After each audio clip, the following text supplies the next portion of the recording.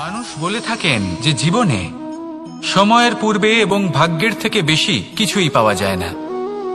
এটা যার যার নিজের বক্তব্য। আমি বলবো এই সময় আসলে কি?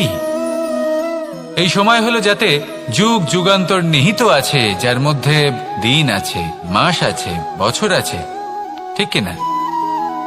বাস্তবে আপনার কাছে সময় কতটা আছে যা আপনি সদ্ব্যবহার করতে পারেন? তখন থেকে আছে যখন থেকে আপনি নিজেকে বুঝতে শুরু করেন। ততক্ষণ আছে যতক্ষণ না আপনি এই সংসার ছেড়ে চলে যাচ্ছেন। শুধু এটুকু সময় আছে আপনার কাছে। আর যদি ভাগ্যের কথা বলা হয়, তাহলে ভাগ্য হলো সেই পরিস্থিতি যখন মানুষ নিজেকে সময়ের হাতে সমর্পণ করে দেন, তাকে ভাগ্য বলে। অর্থাৎ আপনি জীবনে পরিশ্রম করেছেন, বিপদের সম্মুখীন হয়েছেন, সামনে এগিয়ে গেছেন, কোথাও পৌঁছে গেছেন, এবং তখন আপনার মনে হলো যে ব্যাস এখানেই থেমে যাওয়া উচিত। তাহলে সেটাই হবে আপনার ভাগ্য। যদি ভাগ্যের কথা বলা হয়, তাহলে বলবো সত্যবানের ভাগ্যে মৃত্যু লেখা ছিল, কিন্তু সাবিত্রীর কর্ম তাকে পুনর্জীবিত করে তুলেছিল। অর্থাৎ এই ভাগ্য বদল করা সম্ভব কর্ম এবং পরিশ্রমের দ্বারা। ভেবে দেখুন, রাবণ মাতা সীতাকে হরণ করেছিল। যদি শ্রীরাম সেটাকে ভাগ্য বলে মেনে নিতেন, তাহলে কখনো ভাগ্য বিধাতা হয়ে উঠতে পারতেন না। ভাগ্য হলো একটা বাঁধন যেটাকে ভেঙে ফেলা খুব প্রয়োজনীয়। নিজের লক্ষ্যের কাছে পৌঁছতে হবে। হতেই পারে এই লক্ষ্য হলো পরমাত্মার কাছে পৌঁছে যাওয়া। আপনি যদি পরমাত্মার কাছে পৌঁছতে নাও পারেন, তাও সেই পথে কিছুটা অগ্রসর হতে পারছেন, তাই না? তাহলে ভাগ্যের এই বাঁধন ভেঙে ফেলুন, নিজের কর্মের দ্বারা নিজের প্রারব্ধ গড়ে তুলুন এবং আমার সাথে ভালোবেসে বলুন, রাধা রাধা। মানুষের একটি সমস্যা আছে যে মানুষ সাফল্যকে মাপতে থাকেন, লক্ষ্যপ্রাপ্তিকে মাপতে থাকেন এবং তার তুলনা করতে থাকেন যে ও এত কিছু পেল আর আমি পেলাম না, ওর কাছে এত কিছু আছে কিন্তু আমার কাছে নেই। এই তুলনা করার জন্য ওনারা দুঃখী হয়ে পড়েন, নিরাশ হয়ে পড়েন। তাই আমি একটা প্রশ্ন করছি যে এটা কি উচিত? এই সংসারে আপনি কি নিয়ে তুলনা করবেন, যেখানে সূর্যদেব চন্দ্রমা দুজনেই আছেন, দুজনেই হলেন বিশেষ, দুজনেই নিজ নিজ সময়ে উদিত হন। এদের মধ্যে একজন না থাকলে তাহলে আমাদের জীবন কঠিন হয়ে পড়বে। ঠিক সেইভাবেই আপনি যদি একটা বড় রেখা অঙ্কন করেন, তাহলে অন্য রেখাটি ছোট হয়ে পড়ে না, সে তেমনই থাকে যেমনটা সে ছিল। আপনার অস্তিত্ব কখনো ছোট বা বড় হতে পারে না। শুধু তুলনা করার জন্য আপনার এটা মনে হতে পারে। যদি আপনি যুদ্ধ করতে চান, আপনার তলোয়ারের প্রয়োজন পড়বে। যদি বস্ত্র তৈরি করতে চান, এত বড় তলোয়ার দিয়ে কিছুই হবে না, তখন প্রয়োজন পড়বে একটা ছোট্ট সূচের। তাই তুলনা করবেন না, না নিজেকে ছোট মনে করবেন, না অন্য কাউকে। সবার সাথে সহযোগিতা করুন, আর যদি তুলনা করতেই হয় নিজের সাথে করুন, যে কাল আমি কেমন ব্যক্তি ছিলাম, আজ কি তার থেকে শ্রেষ্ঠ হয়ে উঠতে পেরেছি? ভেবে দেখুন ভবিষ্যতে গিয়ে আপনি কতটা শ্রেষ্ঠ ব্যক্তি হতে পারেন। আসুন আমার সাথে ভালোবেসে বলুন, রাধা রাধা। বস্ত্র আমাদের সকলের প্রিয়, এটা আমাদের জীবনযাপনের জন্য প্রয়োজনীয়। আমরা সবসময় চেষ্টা করি সেই বস্ত্র পরতে যা পরলে আমাদের দেখতে ভালো লাগে। কিন্তু কখনো এই কথা ভেবে দেখেছেন যে কিছু বস্ত্র যদি স্বচ্ছ হয়, তাহলে তা পুরনো হলেও দেখতে ভালো লাগে? ঠিক তেমনি যেমন কোনো খাবার যদি মশলাদার না হয়, অত্যন্ত সুস্বাদু নাও হয়, কিন্তু যদি তা গরম হয়, টাটকা হয়, তাহলে খেতে ভালোই লাগে। ঠিক সেইভাবেই যদি কোনো ব্যক্তি সুন্দর নাও হয়, কিন্তু তার কথা খুবই মধুর হয়, তাহলে সেই ব্যক্তি সকলের প্রিয় হয়। কোনো ব্যক্তি যদি ধনবান নাও হন, কিন্তু তিনি যদি গুণী হন, তাহলে এই সংসারে সম্মান লাভ করেন। সেই জন্য কখনো এই বিষয়ে দুঃখ পাবেন না যে আপনার কাছে ভৌতিক স্বাচ্ছন্দ্য নেই। আপনার কাছে সব থেকে বড় বস্তু, সব থেকে মূল্যবান বস্তু যেটা আছে, সেটা হলো আপনার আত্মা, আপনার মন, আপনার বিচারধারা, আপনার গুণ, আপনার কথা। এগুলো সবসময় শুভ রাখুন এবং সবসময় নিজের সাথে রাখুন। এই জীবন সফল হবে এবং প্রেমময় হয়ে বলে উঠবে, রাধা রাধা। নন্দ বাবাও খেলার ছলে খুব বড় বড় শিক্ষা দিতেন। অনেকদিন আগেকার কথা, বাবা আমার জন্য একটা মানচিত্র নিয়ে এলেন। এটা ছিল জম্বু দ্বীপের মানচিত্র, ঠিক যেন একটা ধাঁধা, যা টুকরো টুকরো করে বিভিন্ন দিকে ছড়ানো, যেগুলোকে আমায় জুড়তে হতো। ব্যাস শুধু এটুকুই ছিল আমার কাজ।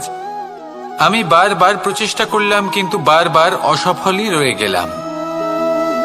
বাবা এটা দেখলেন এবং হাসলেন। বাবা বললেন, একটা কাজ করো, এই প্রত্যেকটি অংশকে উল্টে রাখো। আমিও উল্টে রাখলাম। তারপরে দেখলাম প্রত্যেক অংশে মানুষের শরীরের কোনো না কোনো অংশ চিহ্নিত। কোথাও হাত আছে, পা আছে, কোথাও মুখ আছে। বাবা বললেন যে এবার এটা জুড়তে চেষ্টা করো। আমিও জুড়ে দিলাম। মানুষের মানচিত্র পূর্ণ হলো। এবার বাবা বললেন, এটা উল্টে রাখো, মানচিত্র পূর্ণ আকার ধারণ করেছে। আমি বললাম, ঠিক আছে। আমি উল্টে রাখলাম। দেখলাম জম্বুদ্বীপের মানচিত্র পূর্ণ হয়েছে। বাবা বললেন, যদি দেশকে সফল করে তুলতে চাও, শক্তিশালী করতে চাও, স্থির বানাতে চাও, তাহলে সবার আগে দেশবাসীকে একত্রিত করতে শেখো। সকল সৈন্যগণ যখন একজোট হয়ে দাঁড়াবে, তখন দেশের শক্তি আরো বেড়ে যাবে। শুধু তাই নয়, বাবা বললেন, যদি ভালোবাসার সাথে জড়িয়ে পড়ো, তাহলে পরমাত্মাও তোমার সামনে এসে দেখা দেবেন। তাহলে এটাই করুন, আর আমার সাথে ভালোবেসে বলুন, রাধা রাধা। ছোটবেলা থেকেই আমি গরু চড়িয়ে অভ্যস্ত, সেই জন্য সকলে আমাকে গোপাল নামে ডাকত। কিন্তু গোপাল হয়ে আমি একটা অমূল্য শিক্ষা লাভ করেছি। আমি দেখেছি যে গৌশালাতে অনেক বাছুরের মধ্যে একটি গাই তার নিজের বাছুরকে অবশ্যই চিনে ফেলে। যেখানে সমস্ত বাছুর একই রকম দেখতে এবং প্রত্যেকের স্বরও সমান, তারপরেও সকল বাছুরের মধ্যে নিজের বাছুরকে ঠিক চিনতে পেরে যায় এবং তার সাথেই থাকে। ঠিক এইরকমই কিছুটা হয় আমাদের কর্ম এবং তার কর্মফল। আপনি সবার মাঝে থেকেও কোনো কর্ম যদি করেন, সেই কর্মফল সবার মধ্যে আপনাকে চিনে ফেলবে এবং আপনার সাথেই থাকবে। তাই যখনই কর্ম করবেন, ভেবে চিন্তে করবেন। কোনো কর্ম করার আগে একবার ভেবে দেখুন, তাহলে জীবনে বারংবার অনুতপ্ত হতে হবে না। কারণ বিষয়টা কিছুটা এরকম যে এই সংসারে আপনি কাল, কর্মফল এবং সময়, এই তিনের হাত থেকে কখনো লুকোতে পারবেন না, কখনো পালাতেও পারবেন না। আসুন আমার সাথে ভালোবেসে বলুন, রাধা রাধা। জন্ম এবং মৃত্যু, একটি হলো জীবনের সূত্রপাত, আরেকটি জীবনের সমাপ্তি। এটা হলো একটি চক্র, এবং প্রত্যেক চক্রের মতোই এটাও যেখান থেকে শুরু হয় সেখানে এসেই সমাপ্ত হয়। অর্থাৎ প্রত্যেক ব্যক্তি যারা জন্ম নিয়েছেন, তার জন্মের সাথে এটা সুনিশ্চিত হয়ে যায় যে তার মৃত্যু হলো অবশ্যম্ভাবী। এই সংসারে এমন কিছুই নেই যা চিরকালের মতো থেকে যায়। এবার এটা আমরা সবাই জানি। আমাদের কাছে যে জীবনটা আছে, যেটা আমরা যাপন করতে পারি, সেই সময়কালে আমরা কি করতে পারি সেটা গুরুত্বপূর্ণ। এমন কিছু করুন যার ফলে মৃত্যুর পরেও আপনি অমর হয়ে থাকবেন। আমাদের কথা, আমাদের কর্ম এই সংসারে প্রেরণা প্রদান করতে পারে। আর যদি আমরা প্রেরণা নাও জোগাতে পারি, তাও এই সন্তোষ বোধ যেন থাকে যে আমরা আমাদের জীবন ব্যর্থ হতে দিইনি। এই জীবন যাপন করার ইচ্ছেতেই আমরা সময় ব্যর্থ করে দিই। আর এই জীবনকে যাপন করার সর্বশ্রেষ্ঠ উপায় হলো এটাই যে কখন আমাদের মৃত্যু হবে, কিভাবে আমাদের মৃত্যু হবে, এই চিন্তা ত্যাগ করে যেন আমরা বর্তমানে বেঁচে থাকি, আজকে বেঁচে থাকি, আজকে দাঁড়িয়ে কর্ম করি এবং আজ যে সংকট সামনে তার সম্মুখীন হই। ভবিষ্যতের পথ নিজে থেকেই উন্মুক্ত হবে। আপনার জীবনে অনেক বড় বড় বিপদরূপী পাথর আসবে। সেই পাথরগুলিকে এতটাই দুর্বল করে দিন যাতে সেই পথ আপনি অগ্রসর হওয়ার পরে আপনার পেছন পেছন যে সেই পথ দিয়ে আসবেন, তিনিও যেন সহজেই পাথর চূর্ণ করে সামনে অগ্রসর হতে পারেন। মনে রাখবেন, আপনার প্রচেষ্টারও একটা মাহাত্ম্য আছে। যদি আপনি কোনো কেল্লার শিখরে পতাকা উত্তোলন নাও করতে পারেন, তাহলেও আপনার প্রচেষ্টার যে মাহাত্ম্য তা কখনো কমে যাবে না।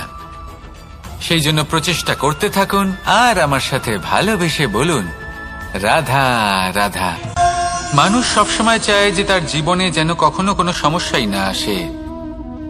সে চায় তার জীবন যেন শুধুমাত্র শান্তি এবং সুখের দ্বারা পূর্ণ থাকে। কিন্তু এই চাহিদা অনুচিত কিছু নয়। আমরা সবাই এটাই চাই যে জীবনে সুখ থাক, শান্তি থাক। কিন্তু এই কথা সবসময় মনে রাখবেন, যে সূর্য উদিত হন সংসারকে প্রকাশমান করেন, দুপুরবেলায় সংসারকে রৌদ্র প্রদান করেন, সন্ধেবেলায় তাকেও অস্ত যেতে হয়। এবার আমাদের জীবন চক্র কিছুটা এরকমই। কোনো কিছুই চিরকাল একরকম থাকে না। কখনো এই নদীকে দেখুন, যা বয়ে চলেছে। এই নদী যা বয়ে চলেছে তার পথেও অনেক বিপদ আসে। বড় বড় পাথরের সম্মুখীন হয়ে তাকেও সামনে এগিয়ে যেতে হয়। একটি পুকুর যা চারদিক থেকে ঘেরা, তার জীবনে কিন্তু কোনো সমস্যা নেই। কিন্তু এই সংসারে পুকুরের পুজো করা হয় না, পুজো করা হয় নদীকে। মনে রাখবেন, সমস্যার ঊর্ধ্বে তিনি উঠতে পারেন যিনি সমাধি লাভ করেছেন, যিনি এই সংসারেই নেই। যিনি এই সংসারে আছেন এবং জীবিত আছেন, তার জীবনের সমস্যা হলো শ্বাসবায়ুর মতোই গুরুত্বপূর্ণ। আসুন আমার সাথে ভালোবেসে বলুন, রাধা রাধা। বন হলো আমাদের সবারই প্রিয়। সেখানকার সৌন্দর্য, শান্তি, সেখানকার পরিবেশ আমাদের সকলের ভালো লাগে এবং সেখান থেকে আমরা কাঠ পাই, যা সংসারে আমাদের জীবনে আমাদের খুব সহায়ক হয়ে ওঠে। এর দ্বারা আমরা অনেক কিছুই প্রাপ্ত করতে পারি। অনেক বাদ্যযন্ত্র আমরা লাভ করতে পারি। এর অনেকভাবে প্রয়োগ সম্ভব। কিছু কাঠ অত্যন্ত সুগন্ধি হয়, যা আমরা ঈশ্বরকে নিবেদন করি, যেমন চন্দন। এবার ভাবুন, একজন অসাবধানী ব্যক্তি, তার হাত থেকে ছোট্ট একটা আগুনের ফুলকি যদি সেখানে পড়ে, তাহলে তা সমগ্র বনকে ভস্ম করে দিতে পারে। আর যখন এই আগুন ছড়িয়ে পড়ে, তখন তা কাউকে রেহাই দেয় না। অন্য বৃক্ষকে নয়, পাতাকে নয়, ফলকে নয়, কাঁটাকে নয়, কাউকে নয়, পথে যাকে পায় তাকেই ভস্ম করে দেয়। এই ছোট্ট আগুনের ফুলকি। কিন্তু এই ছোট্ট আগুনের ফুলকি সবার আগে কাকে ভস্ম করে? সেই সকল ছোট ছোট শুকনো পাতা, সেই ছোট ছোট গাছের ডাল। ঠিক সেইভাবেই আপনার জীবনে একজন খারাপ ব্যক্তি এসে হয়তো আপনার সমগ্র জীবন ধ্বংস করে দিতে পারে। আর আপনার এই জীবনে এই ছোট ছোট শুকনো পাতা এবং এই ছোট ছোট শুকনো কাঠ আপনার ছোট ছোট স্বার্থ। আপনার স্বার্থের দ্বারা এই অশুভ ব্যক্তি আপনার মনে অশুভ আবেগ বাড়িয়ে তুলবে এবং আস্তে আস্তে আপনার জীবন শেষ করে দিতে পারে। তাই মনে রাখবেন, এই জীবন অমূল্য। আপনি হলেন অমূল্য। এই জীবন যাপন করুন এবং এই জীবনের কাছে পৌঁছানোর দ্বার আর কোথাও নেই, আপনার কাছেই আছে। আপনার মনে, আপনার বিবেকে, আপনার দৃষ্টিভঙ্গিতে, আপনার ভাবনাতেই আছে। এই দ্বারকে খুলুন। জীবন সফল হবে আর ভালোবেসে বলবে, রাধা রাধা। কথায় আছে যে স্বপ্ন এবং লক্ষ্য হলো একটি মুদ্রারই দুটি দিক। যতক্ষণ না স্বপ্ন দেখছেন, ততক্ষণ বুঝবেন কি করে আপনার লক্ষ্য কি? স্বপ্ন দেখে যদি নিজের লক্ষ্য বুঝতে পারেন, সেটা পেতে চান, তবেই সেটা লাভ করতে পারবেন। কিন্তু স্বপ্ন এবং লক্ষ্য, এই দুইয়ের মধ্যে একটা ভারসাম্য রয়েছে, যেটা বজায় রাখা প্রয়োজনীয়। একে আমরা বলে থাকি পরিশ্রম। দেখুন, যদি আপনি স্বপ্ন দেখতে চান, তাহলে পরিশ্রম ত্যাগ করে নিদ্রা লাভ প্রয়োজন। কিন্তু যদি আপনি লক্ষ্য লাভ করতে চান, তাহলে আপনাকে নিদ্রা ত্যাগ করে পরিশ্রম করতে হবে। তাই আলস্য ত্যাগ করুন এবং সিদ্ধান্ত নিন যে আপনি কি চান। আপনার জীবনের এই তুলাদণ্ডে স্বপ্নের পাল্লা ভারী হওয়া প্রয়োজন নাকি লক্ষ্যের? আমার মতে এই দুইয়ের মধ্যে যদি ভারসাম্য বজায় রাখেন, তবে পথ নিজে থেকেই সামনে আসবে। শুধু সেই পথে অগ্রসর হতে থাকুন এবং আমার সাথে ভালোবেসে বলুন, রাধা রাধা। আমরা সবাই জীবনে সুখ লাভ করতে চাই। শুধু জীবনে কেন, জীবনের পরেও আমরা সুখ লাভ করতে চাই। আমরা সকলে স্বর্গের কামনা করি। কিন্তু খুব সহজ একটা কথা, যদি আপনি স্বর্গলাভ করতে চান তাহলে প্রথমে মৃত্যু লাভ করতে হবে। আপনি যদি প্রাণই না দেন তাহলে আপনি স্বর্গলাভ কিভাবে করবেন, তাই না? শুধু এই ছোট্ট একটা বিষয় দ্বারা আমরা জীবনে অনেক কিছুই শিখতে পারি। যদি আপনার কোনো লক্ষ্য থাকে, কোনো মনোবাঞ্ছিত স্থান থাকে, কোনো বড় কাজ আপনি করতে চান, তাহলে সেই সবই হবে। কিন্তু শুধুমাত্র কামনা করলে হবে না, আপনাকে কর্ম করতে হবে, নিরন্তর প্রয়াস, পরিশ্রম, পথ খুঁজতে হবে, সামনে অগ্রসর হতে হবে। কখনো অসফল হলে তার কারণ খুঁজতে হবে, বিপদের সম্মুখীন হতে হবে, অন্তর থেকে নিজের শক্তি বাড়িয়ে তুলতে হবে। তবেই আপনি নিজের লক্ষ্য লাভ করতে পারবেন, মনোবাঞ্ছিত স্থান পাবেন। মহান নদী গঙ্গা একটি বিন্দু দ্বারা শুরু হয়, ধীরে ধীরে অগ্রসর হয়। কোনো পাথরে ধাক্কা খেলেও সে থামে না, বরং এগোতেই থাকে। তারপরেই সে মহান নদী গঙ্গা হয়ে উঠতে পারে। পরিশ্রম করুন, লক্ষ্য লাভ করুন, আর আমার সাথে ভালোবেসে বলুন, রাধা রাধা। এই সংসারে 3 ধরনের আবেগ অত্যন্ত গুরুত্বপূর্ণ, যা প্রত্যেক মানুষের জীবনে থাকে। প্রথমটা হলো আনন্দ, যা আমরা সবাই লাভ করতে চাই। দ্বিতীয় হলো ক্রোধ, এটা তখনই আসে যখন আমরা আমাদের উপর নিয়ন্ত্রণ হারাই বা কোনো পরিস্থিতি আমাদের প্রতিকূল হয়ে থাকে। তৃতীয় হলো দুঃখ, এই দুঃখ তখনই আসে যখন কোনো একটা পরিস্থিতি আমাদের মনের মতো হয় না, বা আমাদের প্রিয়জন আমাদের বুঝতে পারেন না, আমরা অমূল্য কিছু হারিয়ে ফেলি, তখন এই দুঃখ আমাদের হৃদয়ে আশ্রয় নেয়। এই 3 আবেগ হলো এমন যে আমাদের জীবনে আসতে এবং যেতে থাকবে। কিন্তু এই 3টি আবেগের বিষয়ে কোন কথাটা মনে রাখতে হবে সেটা শুনুন। যখনই আপনি আনন্দে থাকবেন, প্রতিশ্রুতি দেবেন না, কারণ যখন মানুষ আনন্দে থাকেন তখন তিনি নিজের বিবেক বোধ হারিয়ে ফেলেন। দ্বিতীয়ত, যখনই আপনি ক্রুদ্ধ হবেন, উত্তর দেবেন না, কারণ ক্রোধের বশে যে উত্তরই দেবেন সেটা শুভ হবে না। তৃতীয়ত, যখনই আপনি দুঃখী থাকবেন, কোনো সিদ্ধান্ত নেবেন না, তখন নিজের মনের ওপর, নিজের কর্মের ওপর, নিজের উপর নিয়ন্ত্রণ রাখতে চেষ্টা করুন। যদি এই 3টি আবেগের ক্ষেত্রে এই জিনিসগুলো মনে রাখেন, তাহলে জীবনে কখনো আক্ষেপ করবেন না। আসুন আমার সাথে ভালোবেসে বলুন, রাধা রাধা। আমাদের মধ্যে বেশিরভাগ মানুষ কোনো না কোনো মহাশক্তির উপস্থিতিকে বিশ্বাস করেন। আমরা মনে করি যে এ হলো সেই মহাশক্তি যার প্রভাব, যার কৃপা চিরকাল আমাদের উপর বজায় থাকে। আমাদের কর্মের ওপর, কর্মফলের ওপর চিরকাল তার দৃষ্টি থাকে। আমাদের মধ্যে কেউ একে ঈশ্বর মনে করেন, কেউ বা প্রকৃতি মনে করেন, বা কেউ কোনো গৃহপালিত পশুর মধ্যে মহাশক্তির দর্শন লাভ করেন, বা কেউ কোনো বস্তুর মধ্যে। প্রত্যেকের নিজস্ব বিশ্বাস আছে, কিন্তু সেই শক্তির থেকে আশীর্বাদ লাভের জন্য বা কোনো ইচ্ছে পূরণের জন্য আমরা কখনো না কখনো মন্দিরে যাই।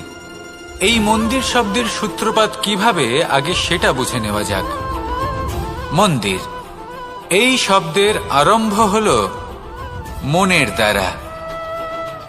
কিন্তু বেশিরভাগ মানুষ যখনই মন্দিরে যান কোনো ইচ্ছে পূরণের জন্য বা ইচ্ছে পূরণ হওয়ার পরে ধন্যবাদ দেওয়ার জন্য, তখন তিনি শুধুমাত্র শারীরিকভাবে সেখানে উপস্থিত থাকেন। তার মন তো সাংসারিক কাজের মধ্যেই ঘোরাফেরা করতে থাকে, তাই না? তাহলে বলুন, এর অর্থ কি? যদি আপনি মন্দিরে নিজের মনকেই না নিয়ে যান, তাহলে তার কি লাভ হবে? মন্দিরে গিয়ে নিজের মনকে ঈশ্বরের চরণে পূর্ণরূপে সমর্পণ করুন। নিজের মন থেকে ঈশ্বরের আরাধনা করুন, আর এই মন থেকেই বলুন, রাধা রাধা। মানুষ শুধুমাত্র 2 ধরনের ব্যক্তির সামনেই নত হন। একজন হলেন তিনি যাকে তিনি সম্মান করেন, আর আরেকজন যাকে তিনি ভয় পান। এবার কোনো ব্যক্তি যদি আপনার সামনে নত হন, তাহলে তার পেছনের কারণ কি? আপনার প্রতি সম্মান নাকি আপনার প্রতি ভয়? সেটা আপনাকেই বুঝতে হবে। যদি আপনি এমন মনে করেন যে তাতে কি যায় আসে, ভয় হোক বা সম্মান, কেউ আমার সামনে নত তো হচ্ছেন, যদি এটা আপনার চিন্তা ভাবনা হয়, তাহলে আপনাকে মনে করিয়ে দিই, এই সময় বদলাতে বেশি সময় লাগে না। আজ যে ব্যক্তি আপনাকে দেখে ভয় পাচ্ছে, কাল এই ভয়ের সমাপ্তিও ঘটতে পারে। আবার এমনও হতে পারে যে তার কাছে অত্যাধিক শক্তি চলে এলো। অনেক কিছুই হতে পারে। তাই মনে রাখবেন, যে মাথা ভয়ের কারণে নত হয় তা সময় এলে সবার আগে বিরোধিতা করতে পারে, আর যে মাথা সম্মানের কারণে নত হয় আপনার জন্য নিজের শিরচ্ছেদও সে করতে পারে। তাই সকলকে আপন করে নিন, কিন্তু ভয় প্রয়োগ করে নয়। কর্ম করুন এবং সম্মান অর্জন করুন। শুধু এটাই করুন আর আমার সাথে ভালোবেসে বলুন, রাধা রাধা। সূচের শেষে একটি ছিদ্র থাকে যার দ্বারা আমরা এই সুতো পরাতে পারি, আর তারপর সূচের সাহায্যে এই সুতো দিয়ে বস্ত্র সেলাই করা যায়। কিন্তু যদি সুতোটা সোজা করে ধরা না হয় তাহলে সূচে কখনো এই সুতো পরানোই সম্ভব নয়। যদি এতে কোনো গিঁট পড়ে তখন তা কখনোই এই ছিদ্র দ্বারা প্রবেশ করা সম্ভব নয়। ঠিক এইভাবেই যদি আপনি কারোর জীবনে প্রবেশ করতে চান, কারোর অন্তরে প্রবেশ করতে চান, তাহলে আপনাকেও সহজ থাকতে হবে। এতে কোনো গিঁট থাকলে চলবে না, অর্থাৎ মনে যাতে কোনো মালিন্য না থাকে, যেন কোনো কুচিন্তা না থাকে। যদি এসব থাকে তাহলে আপনি কখনো কারোর জীবনে প্রবেশ করতে পারবেন না। আর যদি কোনোভাবে আপনি প্রবেশ করেও যান তাহলে তার মনে ঘর করতে পারবেন না। নিজেকে এই সুতোর মতন করে তুলুন, সহজ।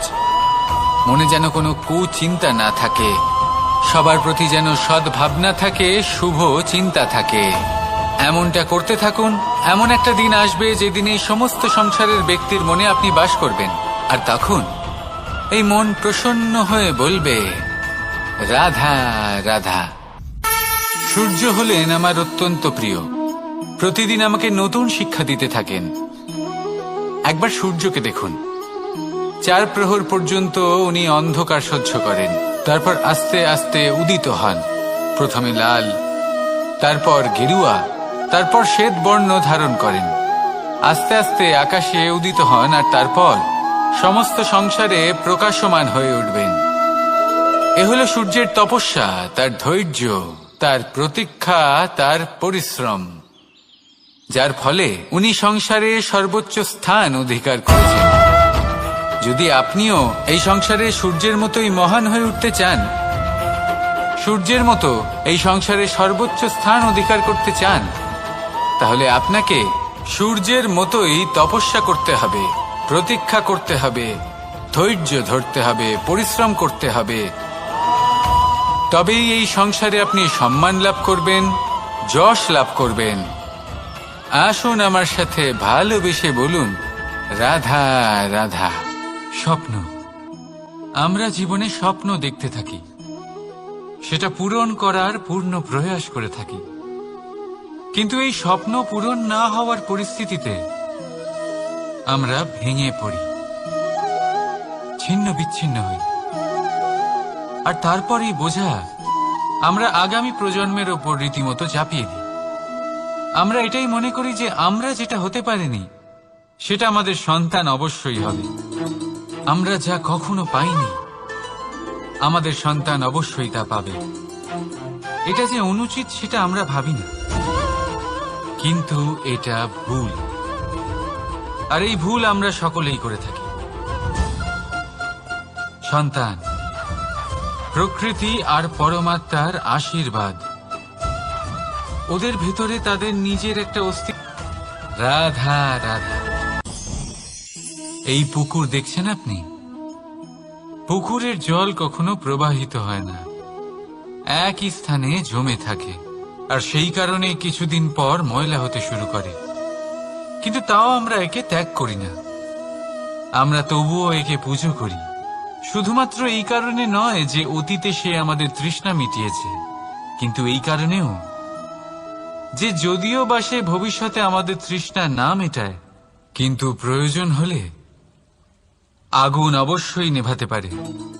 ঠিক সেই রকমই হয় আমাদের সম্পর্ক, সম্পর্ক যা আমরা বহু বছর পরিশ্রম করে তৈরি করি, যে দরকার পড়লে আমাদের সহায়ক হয় কোনো না কোনোভাবে।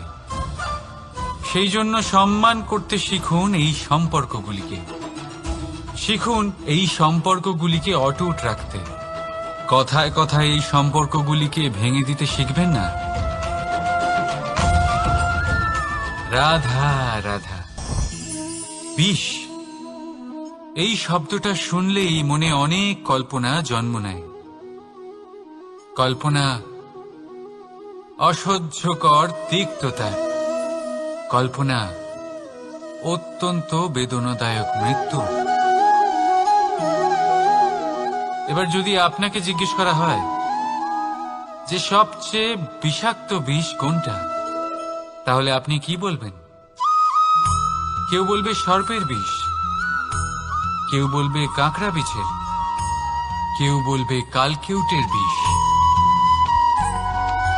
কিন্তু না, এই সমস্ত রকম বিষ সেই বিষের সামনে টিকতে পারবে না যাকে আমরা বলে থাকি কানের মধ্যে ঢালা বিষ।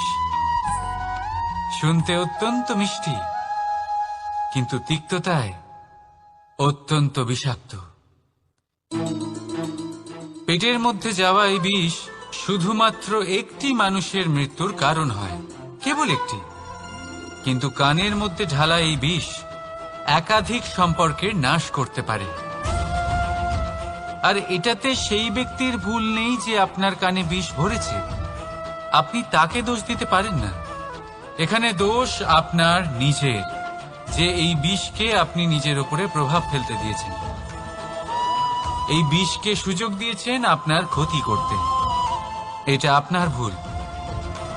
সেই জন্য কুমন্ত্রণায় কখনো কান দেবেন না।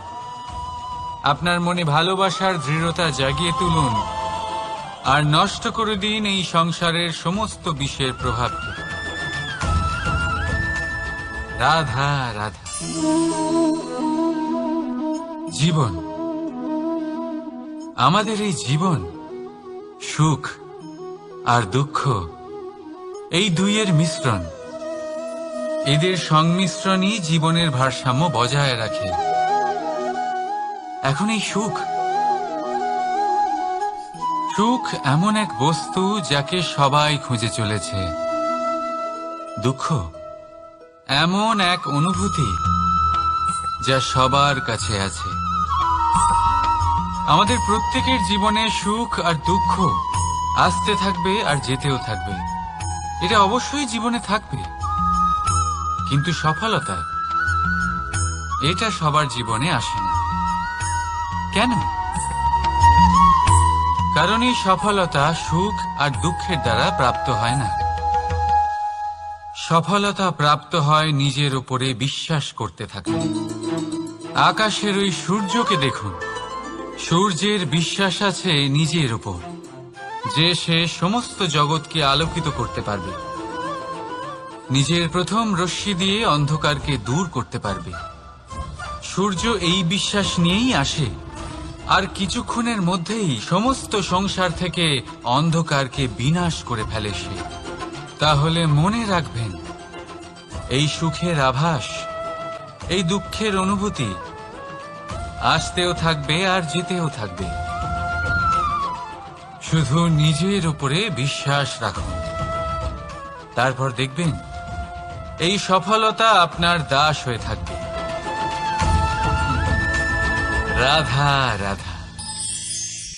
চাঁদ কত শ্রেয়, শুভ্র, কত সুন্দর। কিন্তু যদি আপনি মনোযোগ সহকারে দেখেন তাহলে দেখবেন এই চাঁদেও দাগ আছে। আর এই দাগগুলি থাকার কারণে কি এই চাঁদের মাহাত্ম্য কখনো কমে যায়? কখনো নয়। এর কারণ হলো চাঁদের নিরন্তর চেষ্টা।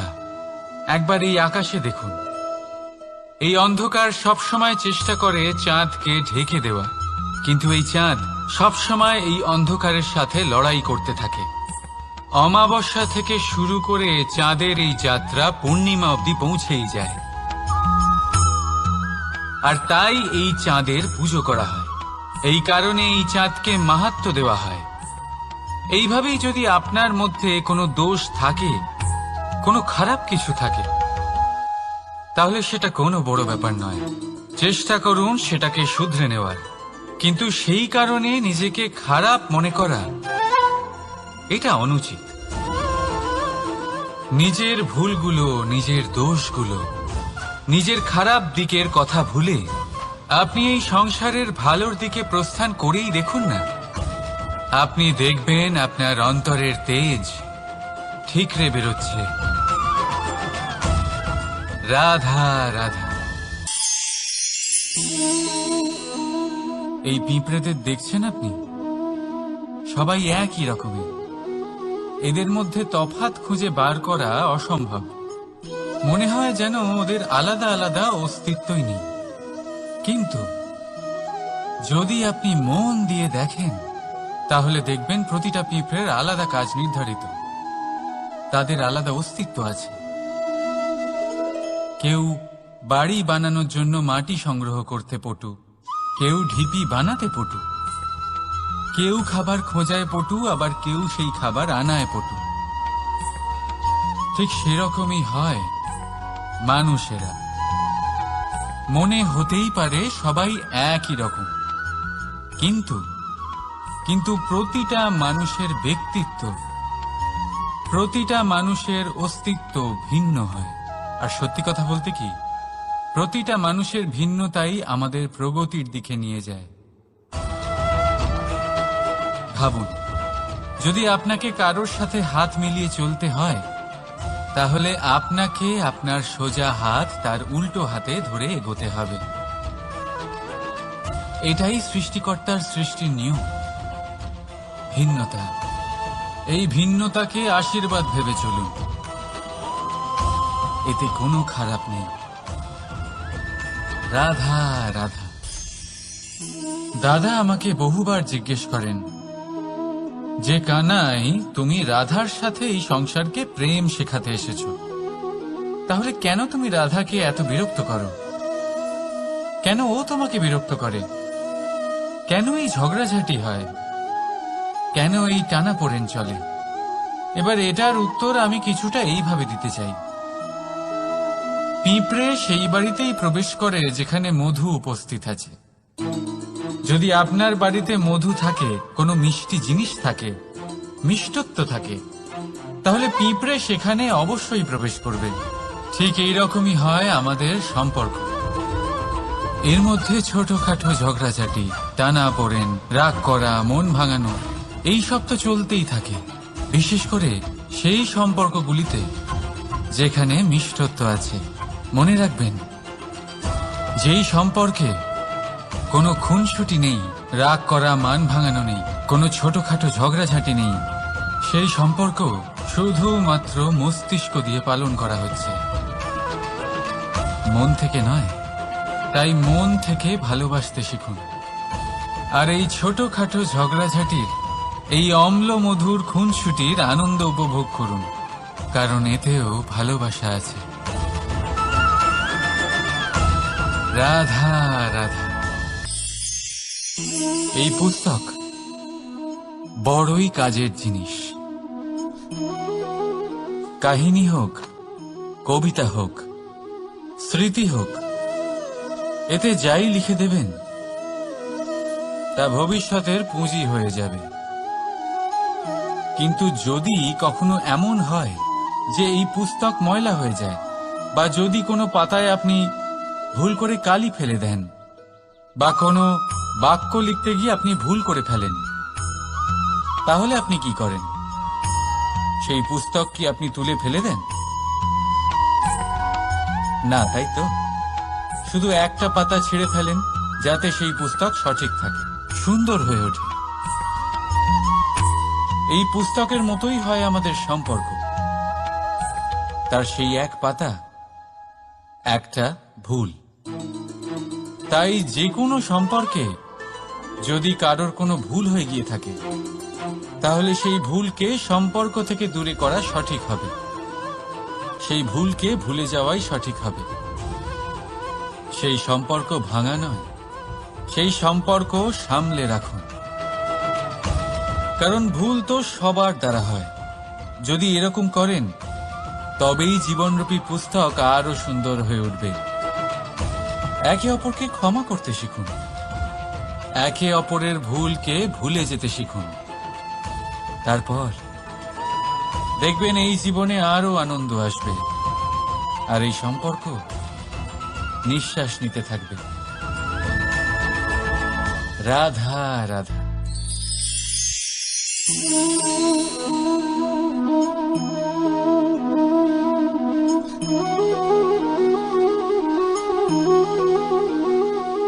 আমার এই ছায়া দেখতে পাচ্ছেন আপনি?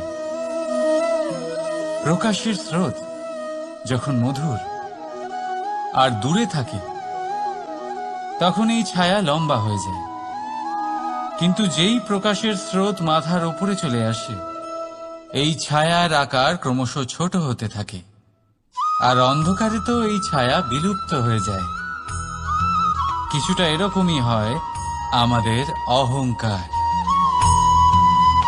সুখের আগমন হলে বৈভবের উপলব্ধিতে এটা বাড়তে থাকে, কিন্তু যেই সংকটের তাপ বেড়ে ওঠে অহংকার ছোট হতে থাকে।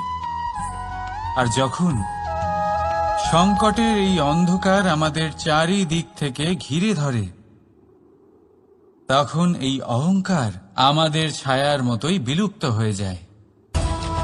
তাই সেই কারণে আপনার জীবনে সংকটের আগমন আপনার অহংকার নষ্ট করেই দেবে, কিন্তু তার জন্য সংকটের অপেক্ষা কেন করবেন? এই অহংকারকে বাড়তেই দেবেন না, উৎপন্ন হতেই দেবেন না। বিবেকের সুতো দিয়ে বেঁধে রাখবেন একে। দেখুন, আমি শ্রেষ্ঠ, এটা বিশ্বাস করতে কোনো আপত্তি নেই, কিন্তু শুধুমাত্র আমি শ্রেষ্ঠ আর কেউ নয়,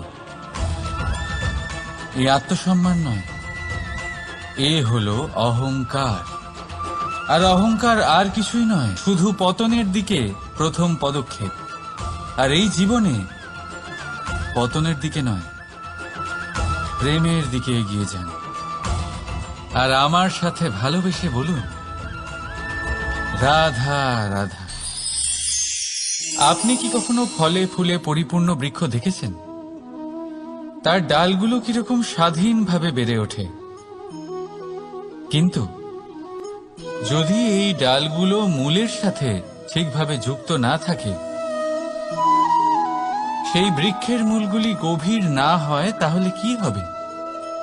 তাহলে কি সে সেই সব সুবিধা পাবে? কখনোই নয়। সেই বৃক্ষের ডাল পড়ে যাবে, সেই বৃক্ষ ভূমিষ্ঠ হয়ে যাবে। ঠিক সেইভাবেই চিন্তা ভাবনার স্বাধীনতার আনন্দ আপনি তখনই আস্বাদন করবেন যখন আপনার শিক্ষা গভীর হবে।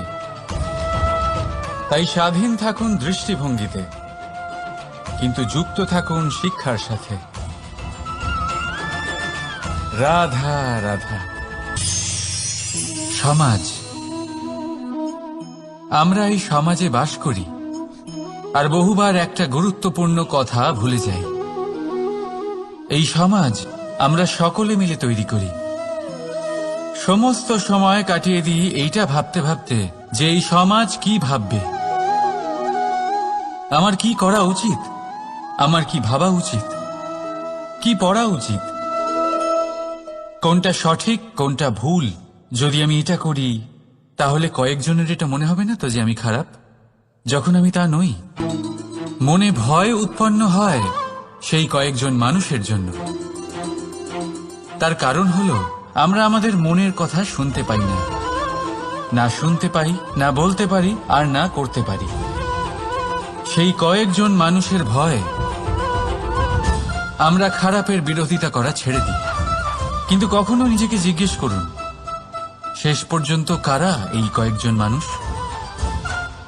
এই সংসারে প্রতিটি মানুষেরই নিজের আলাদা আলাদা ব্যক্তিত্ব আছে, আলাদা দৃষ্টিভঙ্গি আছে। তাই যদি আপনি এটা ভাবেন যে আপনি সবাইকে খুশি করতে পারবেন, তাহলে আপনি ভীষণ বড় ভুল করছেন। জীবনে কর্ম তাই করুন যাতে আপনার অন্তরাত্মা সন্তুষ্ট হয়, আর অন্তরাত্মা সন্তুষ্ট তখনই হবে যখন আপনার কর্ম শুভ হবে। তাই নিজের মনের কথা শুনে এই সংসারে শুভ কর্ম করতে থাকুন। তবেই এই সংসারের কর্মে আপনি সার্থক হবেন। রাধা রাধা।